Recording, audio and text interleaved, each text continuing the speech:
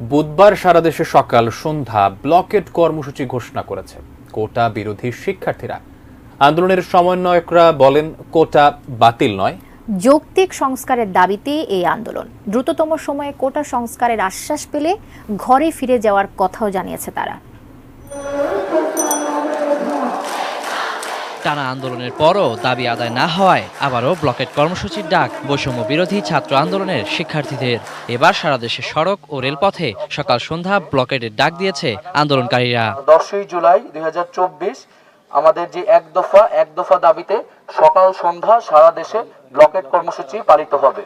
বীর মুক্তিযোদ্ধাদের প্রাপ্য নিয়ে প্রশ্ন নেই, তাদের নাতিপুতিদের পোষ্য কোটা নিয়েই আপত্তি। ক্ষুদ্র নৃগোষ্ঠী, প্রতিবন্ধী ও মুক্তিযোদ্ধাদের সন্তানদের জন্য সর্বোচ্চ 5% কোটাকে যৌক্তিক বলে মনে করেন আন্দোলনরতরা। আমরা প্রশ্ন তুলেছি, মুক্তিযোদ্ধাদের নাতিপুতিদের যে কোটাটা দেওয়া হয়েছে, যে কোটাটাকে যদি আমরা একটু এক্সপ্যান্ড করতে চাই, সেটা পোষ্য কোটা নামে যেটা কোটাটা রয়েছে, আমরা সেই কোটার বিরোধিতা করছি। শিক্ষার্থীদের দাবি আদালতকে নিয়ে তাদের আন্দোলন নয়, একটি কমিশন গঠন করে দ্রুততম সময়ে কোটা সংস্কারের আশ্বাস পেলে ঘরে ফিরে যাওয়ার কথাও জানান তারা।